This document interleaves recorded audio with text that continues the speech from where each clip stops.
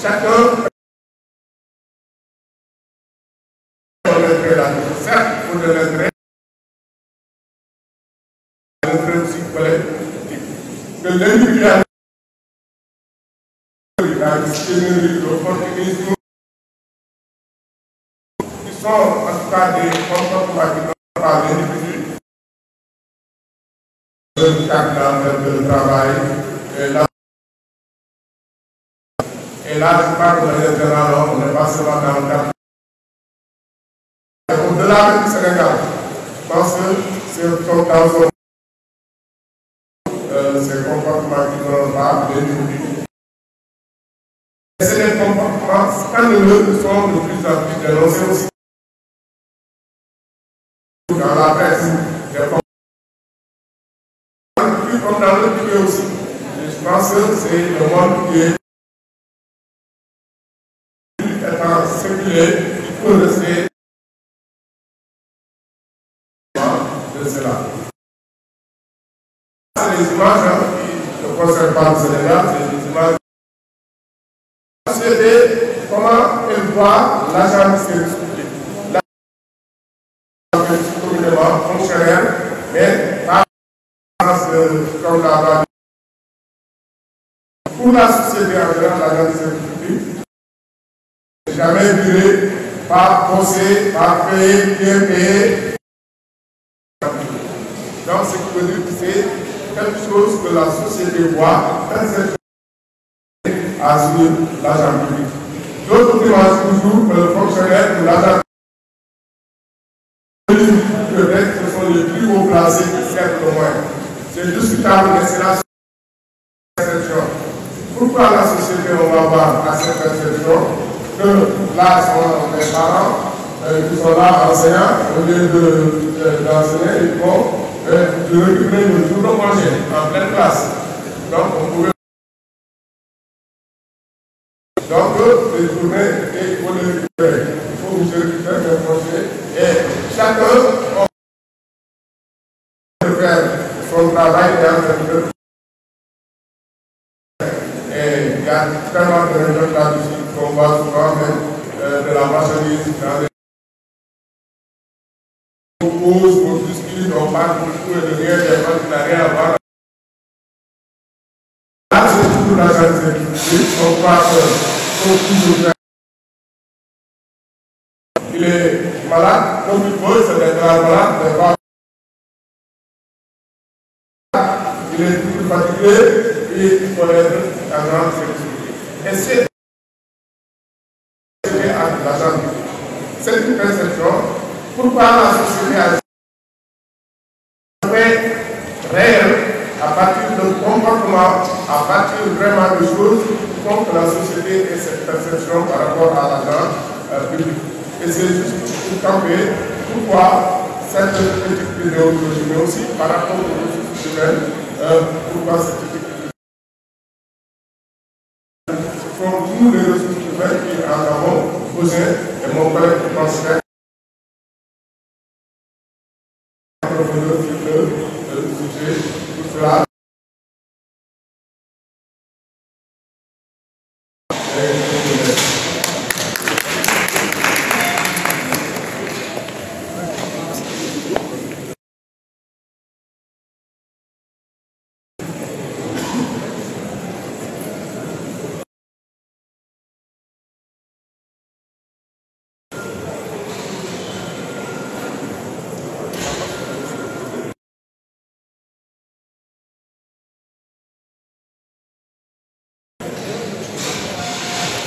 Bonjour tout le monde. Professeur, monsieur le modérateur, bonjour à toutes et à tous. À la suite de mon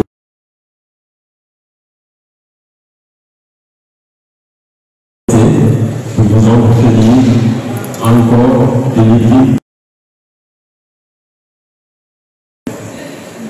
Nous allons le faire en partant certes des éléments qu'il a déclinés et suivant un plan décliné à travers nous avons revenu il en a parlé et c'est important. Une structure de service public. Et quoi le service public? Quelles sont ses finalités? Quels sont les principes qui font le service? Les valeurs éthiques de l'administration. Et également, comment nous pouvons faire pour intégrer ces valeurs éthiques-là dans notre pratique quotidienne. Deuxième partie, et je viens de donner l'introduction du professeur Diop, parce qu'en réalité, l'éthique et déontologie, c'est vraiment. Et nous allons le voir en quoi l'éthique, justement. Nous verrons quelle doit être la posture déontologique. Et en insistant sur un aspect qui est très important, c'est la notion de conflit d'intérêt, qui est également une notion importante dans notre administration. L'administration publique est généralement définie comme l'ensemble de personnes morales ou physiques. Donc c'est des personnes c'est une personne morale. Et c'est une personne morale, après de ces personnes morales, il y a aussi des personnes physiques. Dont le but ultime est de répondre aux besoins d'intérêt général de la population. On pourrait en parler. Le flux conducteur justement de cette communication portant sur l'éthique de la déontologie, c'est l'intérêt général. Tout ce que nous devons faire dans le service public doit concourir à la satisfaction de l'intérêt général. L'agent du service public, lui, c'est tout fonctionnaire ou employé de l'État ou de ses institutions, y compris ceux qui ont été sélectionnés, nommés ou élus pour entreprendre des activités au nom de l'État à tous les niveaux de sa hiérarchie. Mais toujours pour la satisfaction de l'intérêt général. C'est extrêmement important. Alors, c'est quoi le service public? En général, il y a deux manières de définir le service public. De manière organique ou bien on le définit de manière fonctionnelle. De manière organique, c'est la réalisation d'une activité d'intérêt général. L'intérêt général, c'est pas de la maladie, par exemple le ministère de la Santé, la direction de la maladie, ou la direction. Ça peut être une collectivité territoriale, la commune de Saint-Louis, la ville de Dakar. Donc ce sont des collectivités locales et ce sont des organismes, ce sont des services publics qui conduisent en fait. Ça peut être un établissement public, comme l'hôpital à Baston. Ça peut enfin être aussi une société nationale. C'est un service public. Sur le défi du point de vue urbain, etc. Il y a d'autres, bien sûr, une université. Mais on peut également définir le service public du point de vue fonctionnel. Du point de vue fonctionnel, le service public renvoie à toute activité exercée directement par l'autorité publique ou sous son contrôle.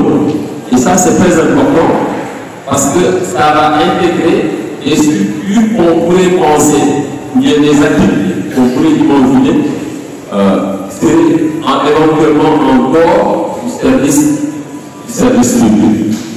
Parce que si vous prenez par exemple la distribution de l'eau, on sait que la distribution de l'eau, c'est une activité aujourd'hui qui est déléguée. Mais entre cette délégation de service public, il y a le contrôle de l'État qui s'exerce sur la société. Donc c'est dans le but toujours de satisfaire l'intérêt général. Nous avons bien sûr un certain nombre d'activités à ce niveau-là. Alors, quelles sont les finalités de notre service? Le service public remplit essentiellement 4 fonctions.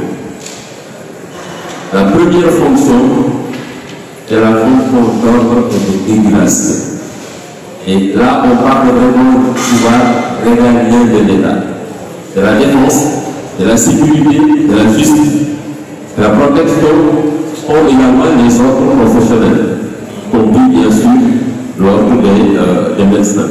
Donc, il y a cette fonction d'ordre et de régulation qui fait qu'il y a un certain nombre de... En général, dans ce domaine-là, l'État délègue très rarement. La défense nationale, c'est pas quelque chose qui est délégué. Donc l'État prend en charge, par exemple, cette fonction-là. Donc ces fonctions d'ordre en général, et c'est les fonctions vraiment qui sont gérées directement par l'État.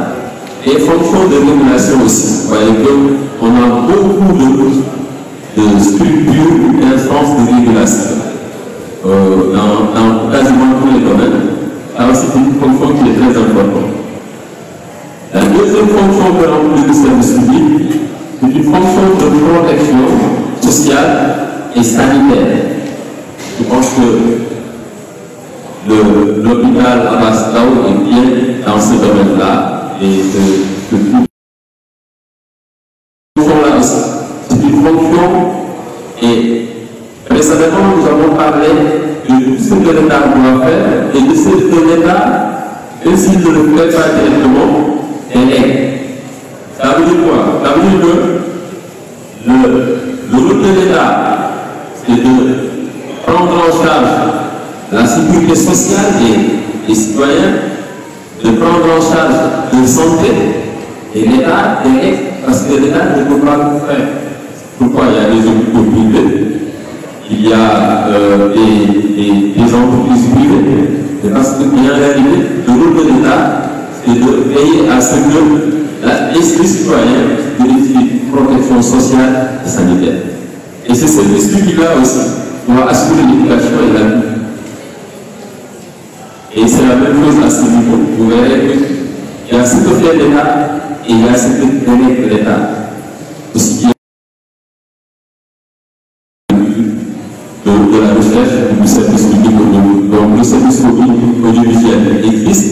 Et à côté du service public audiovisuel, il y a le service privé également. Et qui en réalité est un service public.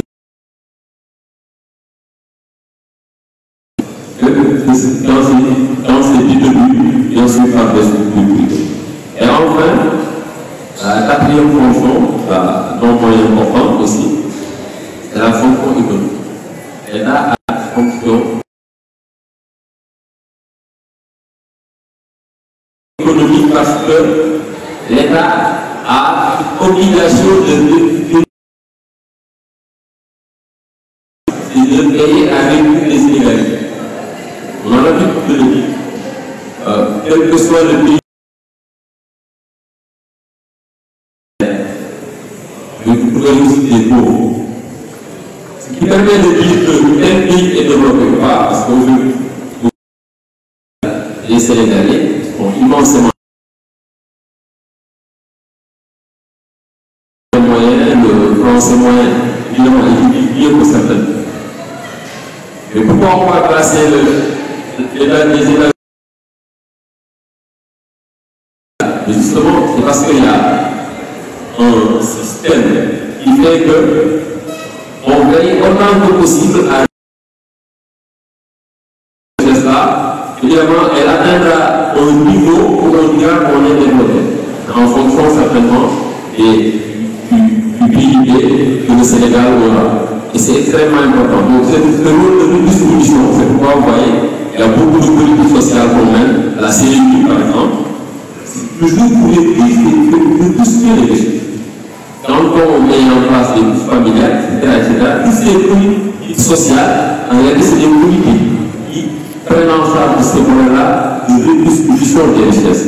Mais également, bien sûr, pour pouvoir redistribuer des richesses, il faut d'abord les produire. Et ce qui permet de produire les richesses sont les investissements. Il n'y a pas d'investissement, il n'y a pas d'appui d'économie, il n'y a pas de production de richesses. Donc s'il n'y a pas de production de richesses, évidemment, il n'y aura pas de redistribution. Nous allons maintenant voir quelques principes du service public. Quelques principes, nous pouvons Parmi ces principes, il y a la continuité du service.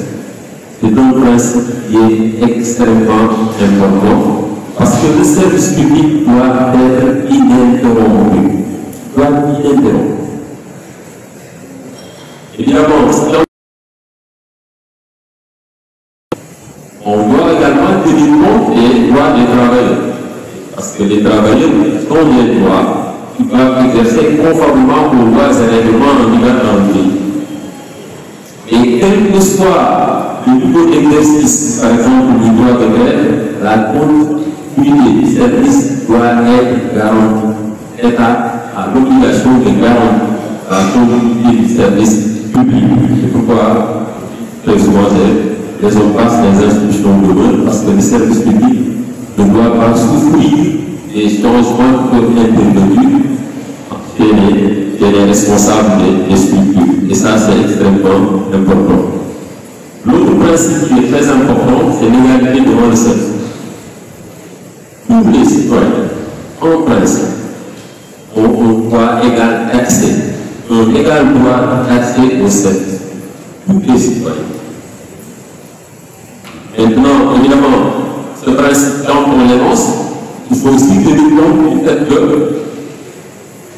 nous devons, pour accéder à certains services, évidemment, il y a pour accéder à certains services une contrepartie financière. Et cette contrepartie-là, elle doit être prise en charge par le citoyen. Et ça également, c'est quelque chose quand même qui est important, qu'on puisse en tenir compte. Et ce qui est ici, qui est en avant, c'est que tous les citoyens doivent être traités de la même manière. Tous les citoyens. Donc, tous ceux qui répondent à ça. Donc, moi, si je veux bénéficier du service public de l'électricité, je dois être traité de la même manière que tous les autres citoyens sénégalais qui ont besoin d'un raccordement à l'électricité. C'est ce que ça veut dire. Maintenant, s'il y a des charges financières inhérentes à l'acquisition de ces services-là, évidemment, le demandeur doit s'en acquitter et ça, c'est important. Un autre principe qui est très important dans le service public, c'est l'adaptabilité. Et l'adaptabilité doit tenir compte de deux éléments qui sont importants. Ce sont les changements qui s'opèrent au niveau de la société. Parce que les demandes citoyennes, elles évoluent en fonction du contexte, mais également tenir compte des évolutions technologiques.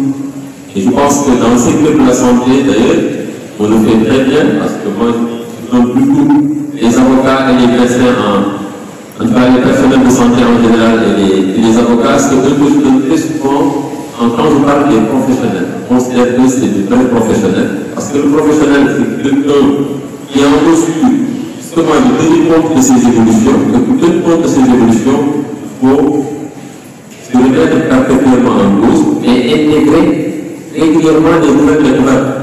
Et ça, c'est un constat qu'on fait dans le domaine de la médecine. Quand il y a un nouveau médicament qui est disponible sur le marché, il est censé être plus efficace. Quand vous allez en consultation, le médecin vous le prescrit. Même si c'est hier que ce médicament-là est entré dans le marché. Donc, et ça, pour moi, c'est extrêmement important. L'avocat aussi, c'est la même chose. Pour défendre son client, et il va tâter le dérivé article qui a été rajouté dans les textes, en tout cas juridiques, quel qu'il soit, et l'intégrer dans sa plaidoirie. Et ça, c'est extrêmement important. C'est ça la posture d'un professionnel, c'est cette adaptabilité-là, et que de manière permanente, on tient compte des évolutions dans son domaine et dans l'environnement social. Un autre principe très important, et qui est en lien avec le principe d'égalité, c'est la neutralité et la laïcité. La neutralité et la laïcité font que les conditions politiques, religieuses ou autres ne puissent interférer dans la conduite de la mission qui est confiée en tant qu'agent du service.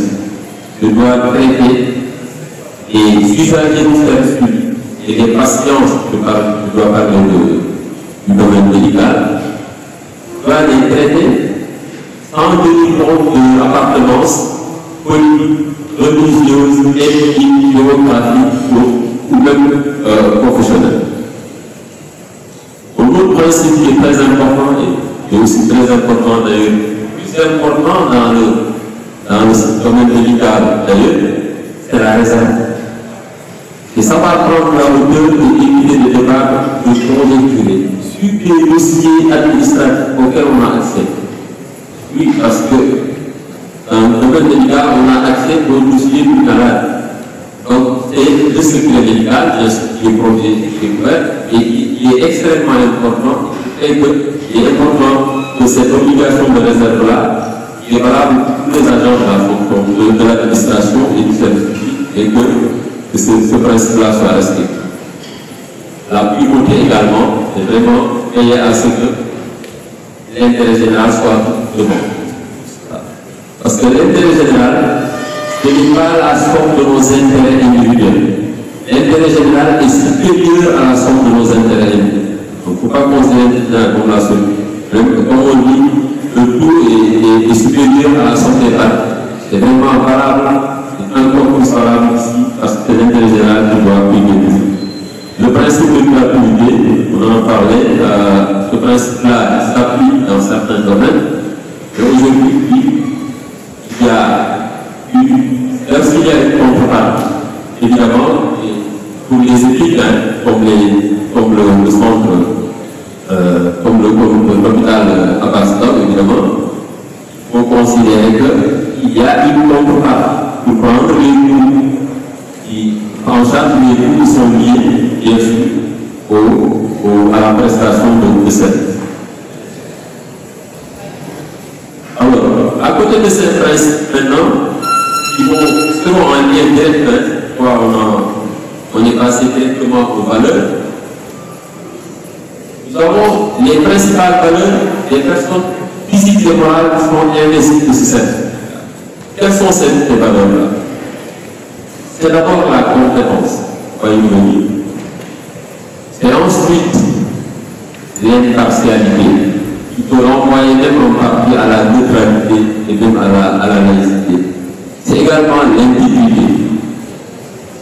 C'est aussi la loyauté, le respect et la confidentialité pour renvoyer encore à la réserve de l'agent public. Alors, la compétence, c'est quoi? La compétence de la monde, c'est d'abord et avant tout se demander qu'est-ce que moi je dois faire dans le cadre de mon travail.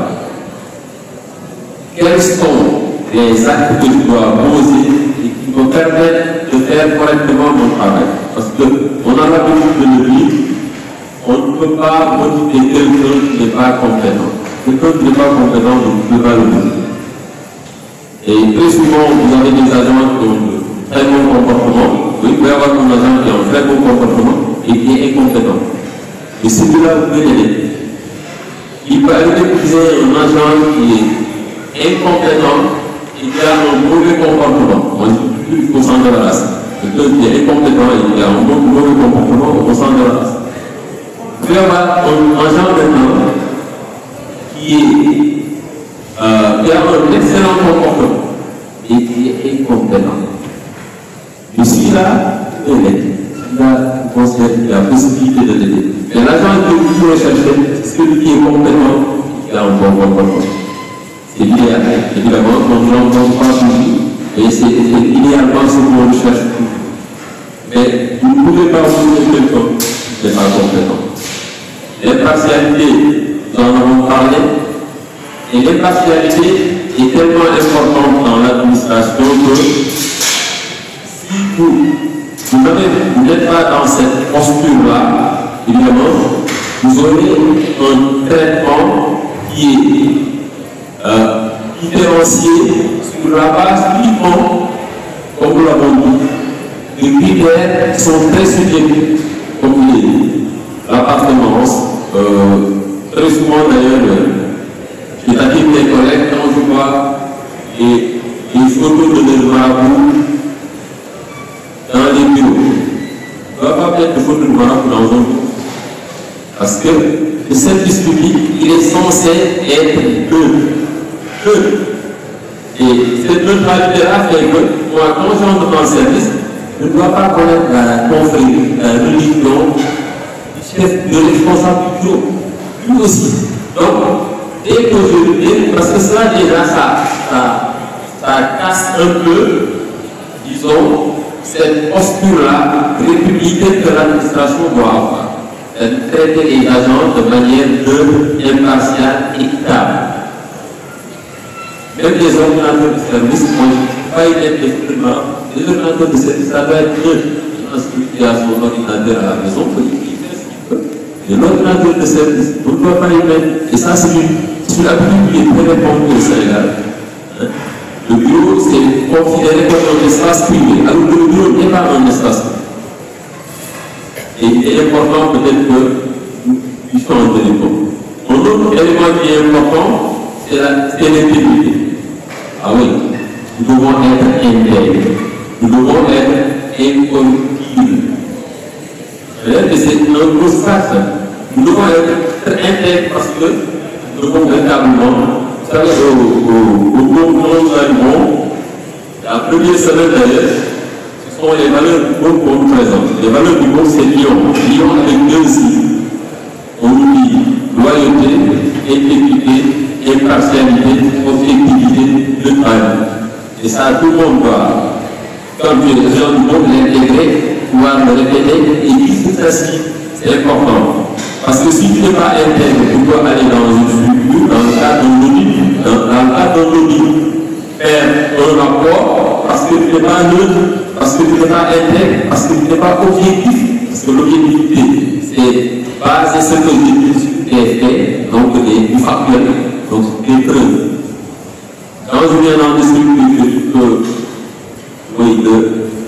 de responsables, il tient régulièrement les réunions de coordination. Donc je vais le mettre dans mon rapport. Avant de le mettre dans mon rapport, il faut que je soutienne les preuves que les réunions de coordination sont toutes. Les preuves sont les preuves de présence et les comptes rendus du rapport. Et s'il n'y a pas de compte rendu, s'il n'y a pas de rapport, je viens voir le chef de service. Je vais l'intervenir le public, on dirait régulièrement dans les réunions, etc. Je lui demande des preuves. Il les a pas, et dans mon rapport, je lui dis que aucune réunion ne s'est sans l'objectivité. Que je vais spontanément tout ce que je dis, des preuves, sur du factuel. Et ça, c'est très important. La loyauté également, elle est importante. Et on doit être loyal vis-à-vis d'abord de l'institution. Loyal vis-à-vis de l'institution. Ça, nous le disons beaucoup très souvent d'ailleurs dans le cadre de nos formations en ressources humaines. Parce que très souvent, c'est que beaucoup d'agents ont l'habitude de faire, c'est de délivrer le responsable. C'est-à-dire que vous allez à la maison, vous allez voir vos amis, vous allez dans les grandes places, et vous passez le plus clair de votre temps à dire que mon directeur ne fait pas ceci. Mon responsable, il est comme ça, il a fait ceci.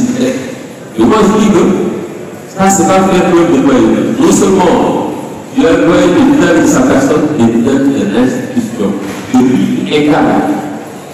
Parce que, vous savez, l'État, c'est une chose humaine. Personne n'a jamais déjeuné avec l'État. Et l'État est incarné par des institutions. Et ces institutions sont animées par des individus. C'est pourquoi on parle de définition organique et définition fonctionnelle. Il y a les organes qui sont là, qui sont animés par des êtres humains. C'est-à-dire que je dois être loyal vis-à-vis de l'institution et vis-à-vis de ceux qui incarnent l'institution.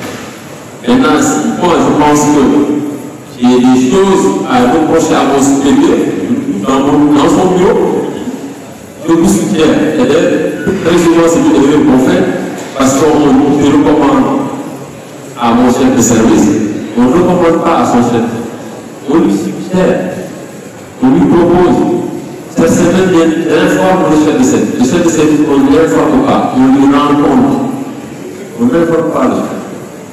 Je viens rendre compte et je ne viens pas informer. On ne l'informe pas. Donc ça c'est effectivement les pratiques que nous avons l'habitude de voir, en tout cas, dans le cadre de l'échange que nous avons avec les agents. Également le respect. Le respect qui est également une valeur qui est fondamentale. Le respect, c'est d'abord se respecter soi-même. Se respecter soi-même, parce qu'il y a un principe qui est très important. C'est même pas si nous l'avons mis. C'est le principe de l'unité. À l'administration, dans le secteur public, il y a le principe de dignité là qui est très important. Et ce principe de dignité qui fait que je n'ai pas le droit de dire tout ce que je veux, je n'ai pas le droit de porter n'importe quoi pour aller au bout. Comme ça, il y a des gens qui peuvent dire. Je n'ai pas le droit de. Parce que vous considérez que j'ai tous les droits. Non, je n'ai pas tous les droits. Parce que ce principe de dignité là, sinon je ne l'ai pas.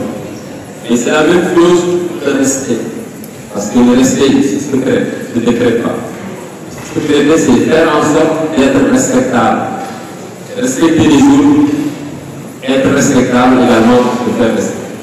Et le principe très important dont nous avons parlé, la valeur, là, c'est la confidentialité. La confidentialité, oui, elle est importante, mais elle est encore plus importante dans le secteur médical. Vraiment, c'est dans ce secteur-là que la confidentialité est encore plus importante parce que là, on a accès à des données personnelles. Des données personnelles et des données de santé. C'est des données personnelles. Donc, il est important que ce principe-là puisse être respecté. Alors, nous avons parlé de tout cela maintenant pour en venir à quoi? Pour en venir à l'équipe. C'est très difficile de définir l'équipe. Extrêmement difficile de définir l'équipe. Pourquoi? Parce que l'équipe peut renvoyer à plusieurs choses. L'équipe peut renvoyer à la morale, qui est en réalité un ensemble de règles qui sont impératives. Les règles morales sont impératives parce que c'est pourquoi on a l'habitude de dire que l'éthique recommande, la morale commande.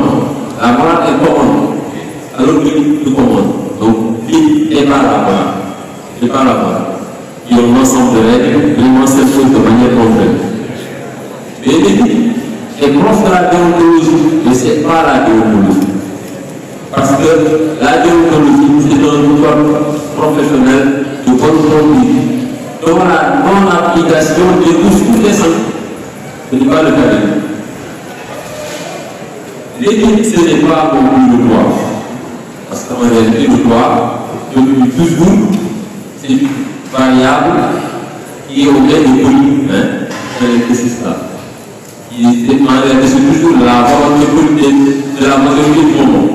C'est ça en réalité le droit. C'est pas ça, c'est pas ça. Ce n'est pas non plus la religion. La religion, elle est fondée sur la révélation. Elle est fondée sur la foi. Donc c'est pas ça. Mais si nous disons que ce n'est pas ça, ce n'est pas l'humanisme. Ce n'est pas l'humanisme parce que l'humanisme en réalité a une corrélation littéraire. Mais si nous disons que l'éthique participe de toutes les disciplines, c'est vrai, mais en réalité, il y a beaucoup de ces disciplines. C'est quoi? Nous considérons que l'éthique est une réflexion active, collective et constructive qui conditionne le respect et le souci de l'autre. Je pense que le professeur en a parlé au début, en parlant de respect de l'autre. Donc, c'est le respect et le souci de l'autre en réalité qui conditionne cette posture-là qui doit être pour nous une posture éthique. Alors, cette posture éthique maintenant que nous avons définie et en l'intégrant aux valeurs que nous avons citées tout à l'heure. C'est la compétence, on va y passer rapidement, c'est l'impartialité, c'est l'intégrité, c'est la loyauté. Et on va se laisser arrêter sur ce slide-là pour parler de la hiérarchie. C'est important, la hiérarchie. Pourquoi la hiérarchie est importante? Parce que tout simplement, lorsqu'on est dans un service, même dans le public, il y a la hiérarchie. Il y a davantage de respect de la hiérarchie dans le service. Pourquoi? Parce qu'une administration, elle fonctionne sur la base organisationnelle. C'est pourquoi quand vous allez dans une structure, il y a un organigramme. L'organigramme permet d'indiquer quels sont les rapports hiérarchiques et fonctionnels qui existent entre les différentes entités. Et ça, c'est extrêmement important. Moi, je dis toujours que ceux qui ne veulent pas de hiérarchie, il faut qu'ils aillent créer des entreprises individuelles. Si vous ne voulez pas être pour la hiérarchie de quelqu'un, il faut aller créer votre entreprise individuelle. Là, vous ne pouvez pas être sous la hiérarchie de quelqu'un. Et quand on est dans le service public, on accepte le principe de subordination. Et là, il faut respecter, accepter la subordination. Ce n'est pas une position de faiblesse, ce n'est pas une posture de faiblesse, non, c'est une question d'organisation. Et il y a un principe de validation hiérarchique qui fait que lorsqu'on est agent de bureau, on doit faire valider ce qu'on fait par le chef de bureau, qui le fera valider par le chef de division, qui le fera valider par le directeur, c'est tout ça en réalité. Il faut qu'on respecte cette organisation. Parce qu'en réalité, dans cette organisation-là, on ne peut rien faire. Et c'est extrêmement important qu'on respecte véritablement les responsabilités hiérarchiques. Ne pas prêter à l'administration publique ses propres conditions, ça on en a parlé. Hein, parce que très souvent aussi, malheureusement, c'est une pratique que nous avons. C'est prêter à l'administration nos conditions politiques d'abord, et surtout politiques, et c'est très dangereux. Mais également les conditions sociales, les conditions religieuses.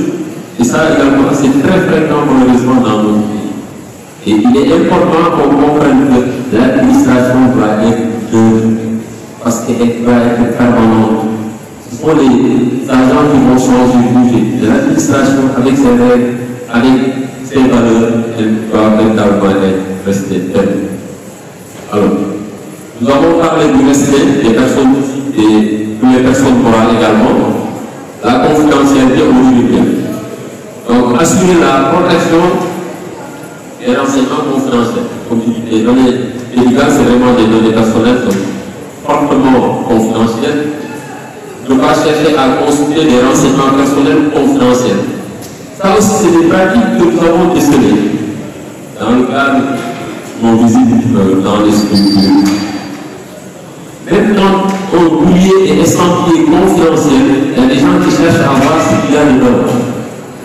Et d'ailleurs, nous disons pour nous, et plus souvent, c'est pourquoi d'ailleurs, sur l'enveloppe, quand il y a une enveloppe qui est confidentielle, il faut la mettre dans une autre enveloppe pour ne rien. Parce que si vous mettez confidentiel, il y a des gens qui vont toujours ça à la tête. Même ceux qui vont distribuer le boulier, à voir ce qu'il y a dedans, et plutôt changer, parce qu'on le cacher, on peut le trouver partout, hein, et le mettre le cacher. Donc ce qu'il faut, c'est toujours être confidentiel avec le cachet confidentiel et le mettre sous une deuxième enveloppe où on ne met pas le cachet confidentiel. Ce qui fait que d'un service à un autre, certainement, les gens n'auront pas à appliquer le courrier. Et si celui qui est chargé de distribuer le courrier est déjà cachet confidentiel, ça pose problème. Il n'y a que la personne qui reçoit le courrier et la personne qui émet le courrier doivent être au courant de la confidentialité, pas la personne qui est entre les deux. La personne qui est entre les deux ne doit pas le savoir. Et malheureusement, c'est aussi cette chose que nous avons eu à rencontrer des courriers qui ont été interceptés, modifiés même des fois, et c'est extrêmement grave. Relativement à ces valeurs-là, nous avons pensé qu'il y a des points d'attention que nous considérons comme des points qui sont assez sensibles. Nous en avons parlé. C'est les délits. Donc, éviter les disques de table et la corruption. En réalité, quand on est décès, on n'accepte pas ça. C'est également éviter tout ce qui est en nombre ou à l'opposition dominante. Et franchement, pourquoi? Parce que ce qu'on a constaté, c'est que dans le service public, c'est des pratiques qui sont des pratiques qu'on retrouve malheureusement. Et il y a à l'opposition dominante, il y a même des délits. L'opposition ne peut pas accéder à il y a une compétition, moi j'ai une autre avance sur les autres. Ça, c'est extrêmement grave. La violation des données personnelles et de la vie privée, on en a parlé. Le harcèlement et la discrimination, ça aussi, c'est dans nos services. Il y a qui peut être tout à fait subjectif, mais également de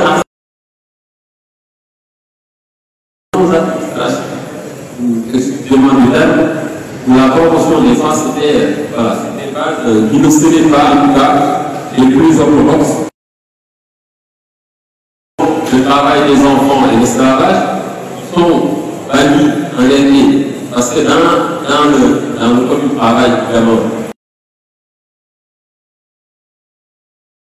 et dans la réalité, techniquement, c'est quelque chose que nous constatons. Manquement à la santé des consommateurs, à la sécurité des publics et à l'environnement. Et ça, c'est essentiellement d'ailleurs ce qu'ils font dans la grande distribution ou la petite même également. Le conflit d'intérêt, on va y revenir parce que c'est très important.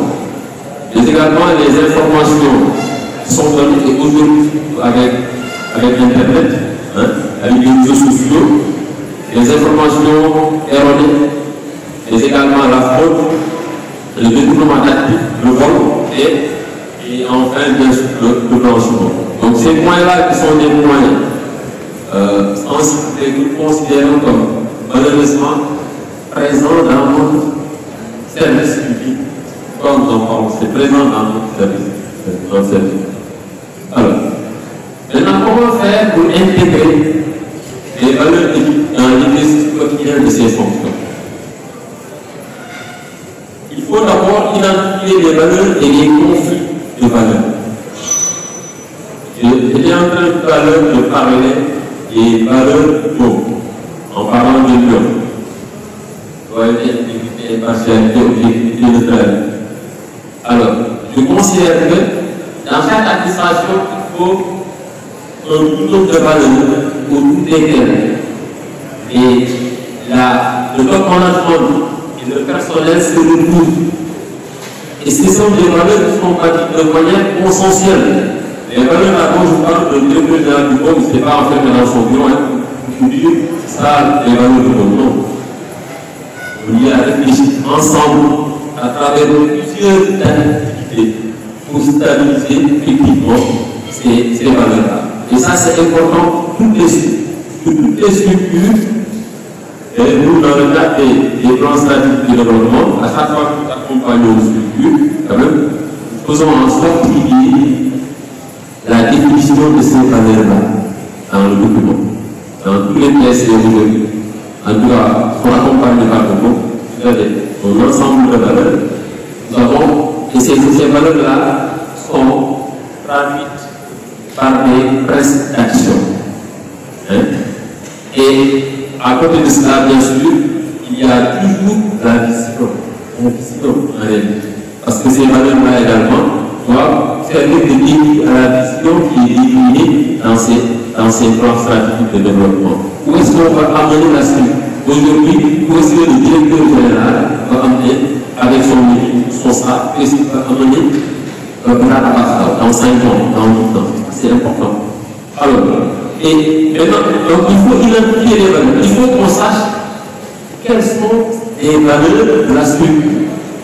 Et c'est ce qui nous permettra d'identifier les conflits de valeurs. En jeu, sont dans des situations médicales de soins, et surtout dans le contexte médical, de recherche biomédicale ou de santé publique. Est-ce que les actes que je pose sont en adéquation avec les valeurs? Ça, c'est les questions auxquelles et ces principes d'action traduits de manière opérationnelle, c'est valeurs. Autre chose qui est importante, il faut tenir compte de la dimension éthique de la médecine dans son approche de l'humain. Dans la matière d'œuvre, dans votre matière d'œuvre, il y a l'humain, comme les enseignants. Le code médical, ils sont l'humain comme matière d'œuvre. Donc, on va démodifier des maçons. C'est une malfaçon de culture dans l'acte d'enseigner, dans l'acte médical. des malfaçons peuvent avoir des conséquences pour la personne. Et donc c'est important cette dimension éthique-là. Donc, tenir compte de la dimension éthique de la personne. Dans un contexte maintenant qui est marqué par les nouveaux savoirs. Oui, la science. Il y a beaucoup de recherches aujourd'hui qui font que le destin est forcément obligé d'utiliser la science, la négociance. Donc, utiliser des sciences originellement ne s'intéresse pas à lui-même. C'est ça en réalité. Parce que peut-être que c'était juste la science qui font avant pour les recettes. Aujourd'hui, on peut plus s'en à la science qui font parce que la médecine intègre d'autres éléments qui ne relèvent pas de cette science-là. Il y a des pressions de la recherche scientifique. Il y a des sollicitations du marché, on l'a vu avec la pandémie de Covid. Il y a des sollicitations du marché qui sont très importantes et qui posent également des questionnements dans nos équipes. Il y a la dimension sociale et politique qui est aussi importante. Cette pression sociale, cette pression politique des systèmes de santé et les demandes nouvelles de la société à l'égard de la médecine. Beaucoup de demandes, on fait la médecine. Voilà. Je ne vais pas entrer dans les détails, on fait véritablement le truc. Alors, vous avez écouté les médecins devant des situations confuses et difficiles parce que c'est fond de maladie, de souffrance ou de mort. C'est quoi le métier de la médecine? Moi, j'ai un grand respect pour les médecins, pour tout ce qu'ils font dans le corps des cas parce que c'est extrêmement difficile. Parce que je connais devant vous, des gens malades, des gens peut-être bon, ils vont bientôt mourir et ils voient des fois que le médecin, c'est de manière certaine. Position qui est extrêmement difficile, qui nécessite une grave réflexion éthique.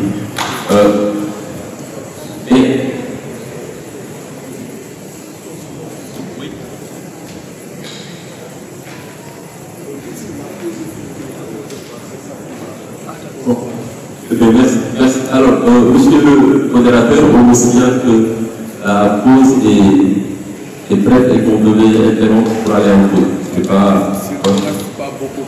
Il ne reste pas beaucoup de choses. On peut terminer comme ça, après on va échanger après la pause. Merci beaucoup. Merci. Vous avez besoin de combien de temps? Non, peut-être une dizaine de minutes. 5 minutes. Hein? 5 minutes. Ok. Merci. Merci. Alors, comment intégrer la dimension éthique? Pour intégrer la dimension éthique, il y a un certain nombre de questions qu'on peut se poser. Ce n'est pas implicite. C'est qu'est-ce que je devrais faire? C'est important. Qu'est-ce que je devrais faire par rapport à ma position, mon poste de mon travail, ma charge de travail, par rapport à ma fiche de poste? C'est important d'avoir la fiche de poste. Par rapport à ma fiche de poste, qu'est-ce que je devrais faire? Qu'est-ce que je peux faire? Parce que je voulais que dans tout ce que je dois faire, que je ne sois pas en train de faire. Et qu'est-ce que je peux faire? Et enfin, qu'est-ce que je décide de faire? Et cette décision-là, ce qui doit maintenant orienter ma décision, ce sont les autres questions que je vais me poser. Est-ce qu'il y a une loi politique qui est établie par rapport à ce que je décide de faire? Quelles sont les normes de conduite à respecter? Quel est le protocole? Par exemple, dans vos actes médicaux, il y a des protocoles à respecter. Quelles sont les valeurs de véhicule de ma décision? Le choix est-il en accord avec les valeurs de votre organisation? Voyez, les valeurs de l'organisation. C'est en accord avec les valeurs. Est-il en conformité avec les devoirs et les obligations de l'agent public? Ce sont des questions les 5 principes qui sont, vous connaissez certainement mieux que vous connaissez les principes éthiques de la pratique médicale pour nous.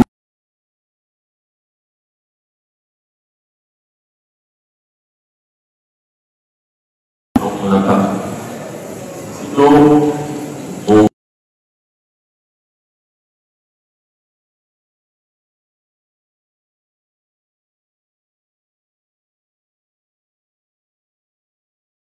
sauvegarder le patient contre le danger de la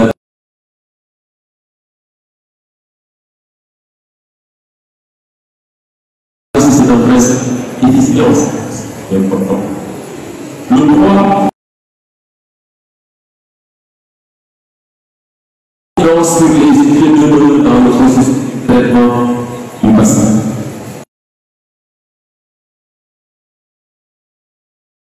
Dans les pratiques illégales et immorales. En général, elles vont de pair. En général, la plupart des pratiques immorales sont illégales.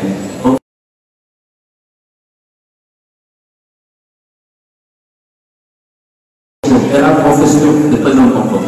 Donc, ceux qui sont déficients, pas mental ou moral, important.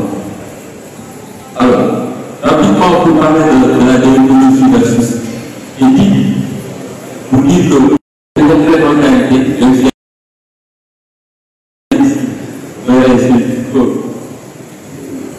c'est une réflexion systématique sur les comportements. Et l'éthique se réfère à des valeurs qui sont largement partagées. Des valeurs. Alors que la déontologie fait référence à des codes et devoir associer à un métier ou à une fonction. Si vous le transgressez, vous exposez à des sanctions. Ce n'est pas le cas de nous. L'éthique est une règle qui est uniquement facultative. Alors que pour la déontologie, c'est obligatoire. L'éthique s'apparente à un c'est l'éthique. Alors que la déontologie est un énoncé de règles dont la violation est centrale. Donc on peut considérer la déontologie professionnelle. Et on considère autant de déontologie qu'il y a de fonctions, de professions ou de métiers. La déontologie professionnelle est une invention du philosophe britannique Jeremy Bentham, qui dit littéralement la science des devoirs. La science des devoirs, c'est comme ça que elle consiste essentiellement en des lois qui gouvernent la pratique professionnelle, mais également c'est un type du comportement professionnel. Alors, un exemple qu'on donne ici, c'est par exemple l'ordre des médecins. L'ordre des médecins qui applique un ensemble statutaire de règles déontologiques.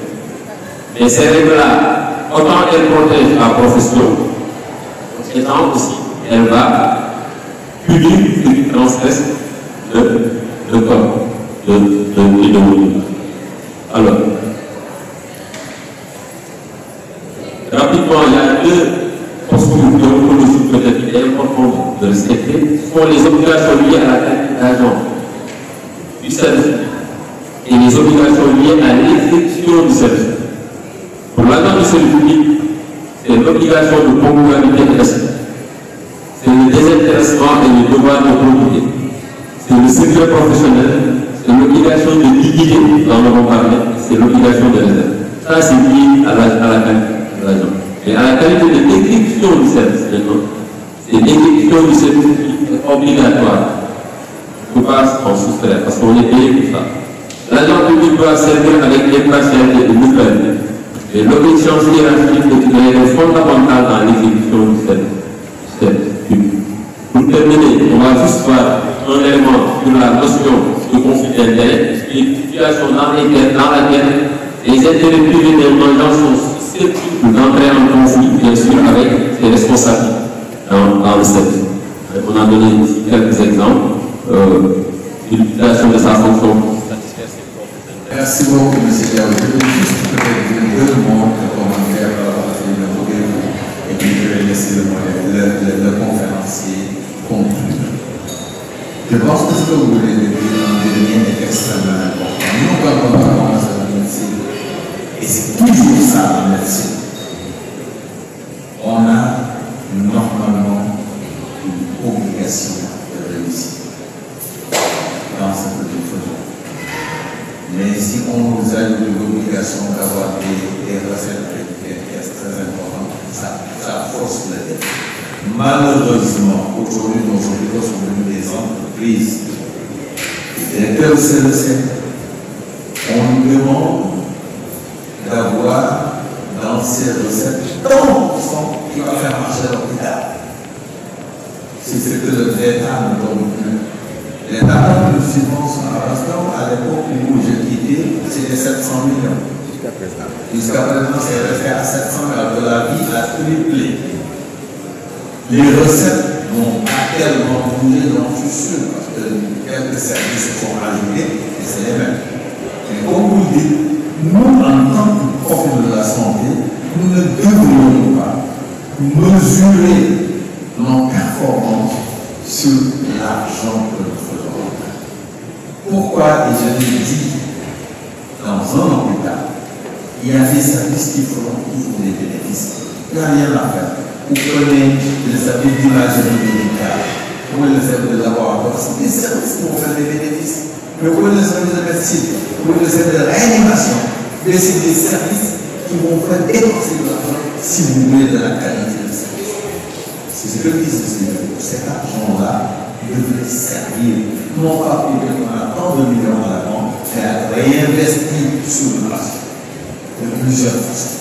Et à réinvestir aujourd'hui, malheureusement, sur le personnel. Parce que le personnel a besoin de ça. Il y a des primes à payer. Parce que les salaires ne sont pas suffisants. Et il faut payer des primes pour ces personnes qui s'en sortir. Je me rappelle une fois, l'hôpital était en crise. Mais des personnes qui m'ont dit, je parlais que je ne continuais pas, même que j'étais laissé le monde, on est en train de sortir nos enfants des écoles. On est en train de nous sortir de là où on avait loué. Ça, c'est normal. Dans un pays, dans un milieu, il faut que les gens soient compétents. Que le gars avec abnégation, qu'il n'ait rien à se retoucher toute la journée. Alors que vous lui dites que tu as une dépense. Depuis 15 jours, ton logeur là, ton bailleur, on fait le dire parce que les personnes de 2 mois derrière, etc., etc. Je pense que ça, c'est des choses qu'on doit revoir dans ce pays. Dans tous les domaines, parce que dans le domaine médical, c'est de l'humain. Donc je pense que ça, c'est extrêmement important. On y revient. La deuxième point va concerner l'aspect de Abasna, mais qui est dans tous les hôpitaux. C'est des tournants. Ça, je le disais quand j'étais directeur, quand le personnel est venu m'envoyer les Sénégal, j'ai dit, écoutez, aujourd'hui, certains d'entre vous vont mettre de l'argent dans le poche avec tous les clients pour faire une échographie, pour dire il y a quelqu'un qui en face qu'il fait, et avec quelqu'un qui est installé sur la rue 6. Pourquoi? Parce que il va avoir 20 000 il reste. Si vous faites cela, et c'est vos motivations qui vont en pâtir. Parce que si l'hôpital n'a pas les recettes qu'il faut, vous n'aurez pas de motivation à la hauteur que vous voulez. Donc c'est à vous de vous aider en aidant l'hôpital à travailler mieux, à ce que les gens fassent confiance.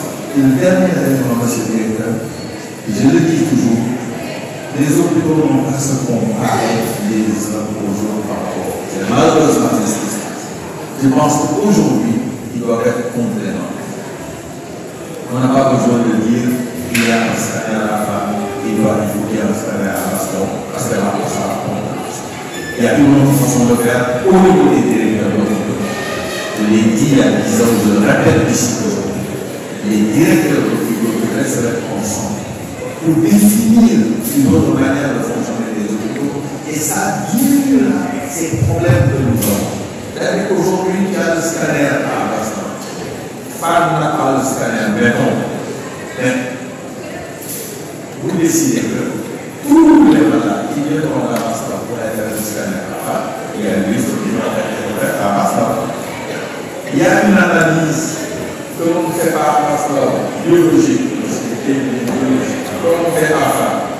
Et quelquefois, au lieu de dire d'aller le faire à l'Évangile, voilà. Pourtant, les amis ne savent pas. Si vous avez une relation avec femme, vous devez informer le corps, l'analyse est faite à femme. Il y a une lutte pour vous faire à ça, parce qu'on va envoyer les gens pour plusieurs domaines. Ça réfléchit pas sur les hôpitaux ne sont pas des milieux fermés. Malheureusement, aujourd'hui, on est peut-être en milieu fermé. C'est vrai qu'à partir de vouloir son père, son IRM, par rapport, là, on va mettre la maintenance. C'est bien d'avoir une maintenance. Mais la maintenance, c'est toujours déjà en parlant, c'est pas un individu, justement, dans le cadre de ma conférence. Voilà, je voulais laisse le dernier mot pour que les gens aient en pause. Merci beaucoup. C'est essentiellement des mots de remerciement à l'endroit de la direction de l'hôpital, mais également à l'endroit de nous, monsieur le professeur Diop, et comme mon collègue Seydou, j'ai également énormément appris.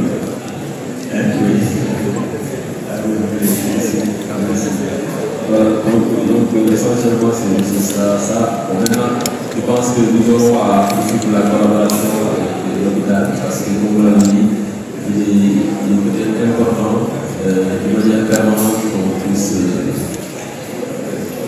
échanger. On ne peut pas dire renforcer les compétences, mais échanger avec les personnels de manière à améliorer les pratiques. Parce que je pense que c'est ce que je disais. Vraiment, il faut se inscrire dans cette posture-là. Comment faire pour s'améliorer continuellement. Et ça, on ne peut pas le faire si on ne remet pas en cause ces connaissances, si on ne les éprouve pas, bien sûr, à la lumière des innovations qui se passent dans d'autres métiers, mais également dans d'autres domaines dont vous aurez besoin, parce que ce n'est pas seulement l'acte médical qui va faire fonctionner l'hôpital. Il y a énormément d'autres aspects, vous avez parlé de l'administration. Il y a beaucoup d'autres choses qui concourent en tout cas à l'atteinte de nos objectifs. Et en tout cas, en ce qui nous concerne, nous sommes là pour suivre la collaboration. Et pour remercier encore et remercier également notre public pour les interventions et pour le temps qu'ils ont pris pour nous écouter. Merci. Remercions pour tout le monde, pour triplement même. D'abord, nous excuser de le retard qu'il y a eu, que vous aviez d'autres choses à faire, mais je crois que déjà, on va aller à la chandelle. Ce retard nous a permis de débattre entre nous et surtout de voir ces charmantes femmes arriver ici, bien qu'elles soient silencieuses, mais heureusement bien représentées par le président Boulot, qui a bien intervenu. Et je pense que c'est des choses qui intéressent tout le monde. Et encore une fois, merci vraiment pour le magistral et surtout aussi pour la belle discussion dont on a pu. Voilà, j'espère que M. vous l'avez dit avec M. le directeur, que l'on pourra continuer ensemble. Merci beaucoup, M. le directeur.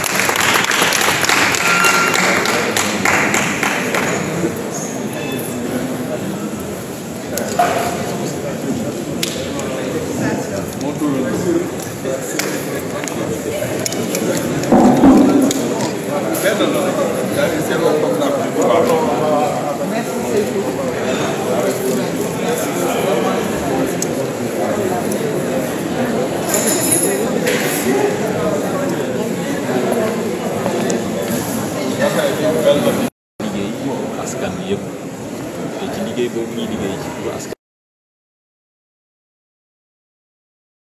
ñu war a am donc ci suñu waxin ci suñu yi nga xamante ni jox nañ ñu ko ñu traité ko xam ne moom la ñu fi nekkal moom moo tax ñuy fay kooku lépp di mën a def liggéey boobu koy fàttalante mais di ko wax nit ñi aussi ñu koy bàyyi xel li ñuy def yëpp base bi intérêt général la war a doon waaye suñuy boole woon suñu intérêt yëpp dajale ko intérêt général boobu moo koy féete kaw.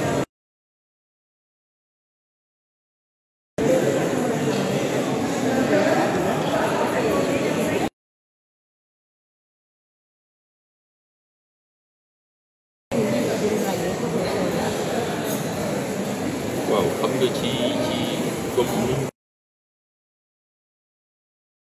nga xam ne ay jikko la parce que mbirum éthique mbirum jikko la te jikko yi li ci ñi fexe mooy jikko yi lan moo koy gën a yëpp jikko bu safaanu am na ci dëkk yëpp mais li ñuy fexe mooy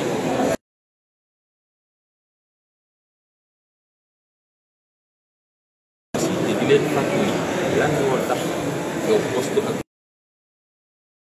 administration wala ci service bu mu mënti doon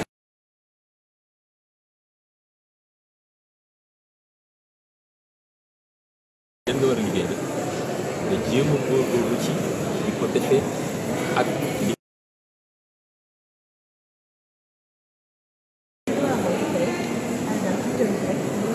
alors li ñu war a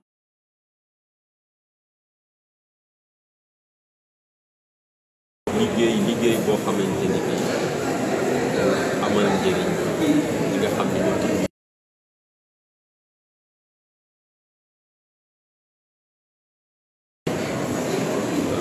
ñu liggéeyee bu ñu demee ci bërëbu liggéeykaay ba ñu defal di liggéey tamit bërëbu liggéeykaay bu ñu ñëwee ci ñun nga xam ni kat ñoom ñoo tax ñu toog ñu servir leen. bi matoon na xam ne loolu moo tax ñu def ko loolu moom mooy nga xamante ni mooy li ñuy woote te bëgg ko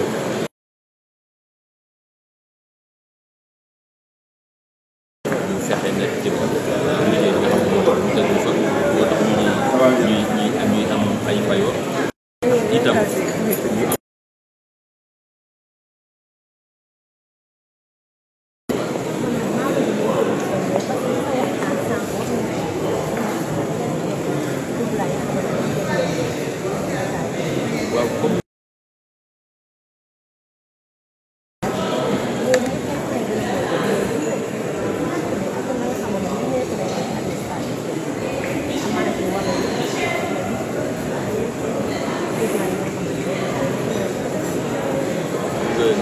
ñu am comme man loolu laay wax foofu mooy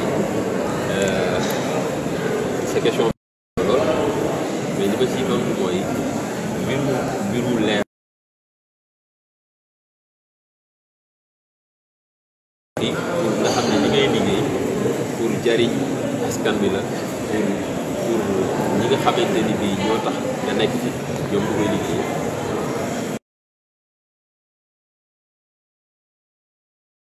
journaliste sax war na leen parce que en réalité li ngeen di def service public mais yow li ngeen nekk di def nii liggéey bi ngeen di def nii service public la en réalité service public la parce que yéen a ngi yee nit ñi yéen a ngi jox nit ñi xibaar yi te loolu ci service public la donc service public en réalité nit ñi dañuy foog ne ñu bokk ci administration publique rek mais yamul foofu ci ñëpp ñi nga xamante ni bii ñoo ngi liggéey pour intérêt général pour askan bi ñooñu ñëpp mën nañu jàpp ni ñoom ñëpp ñu ngi ci service public boobu donc loolu lu am solo merci.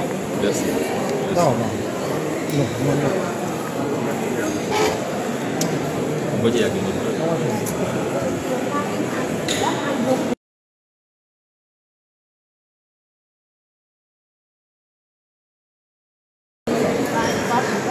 Moi j'étais compris.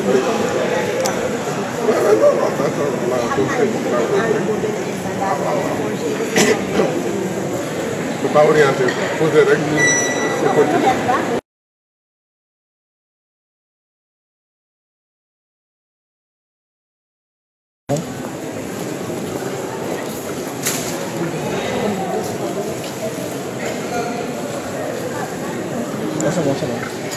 C'est bon, ñu dem.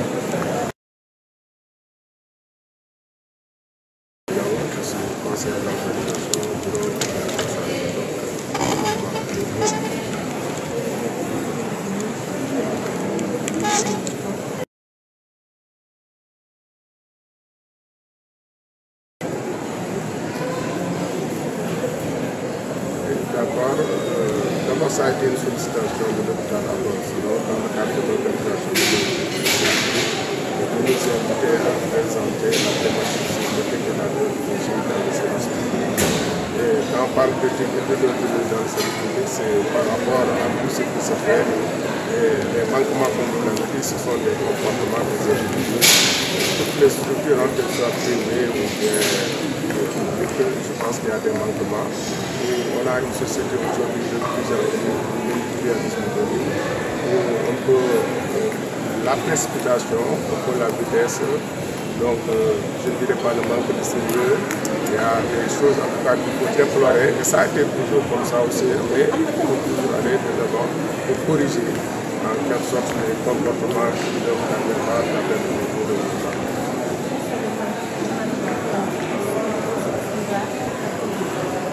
Ce qu'on doit corriger, c'est tout.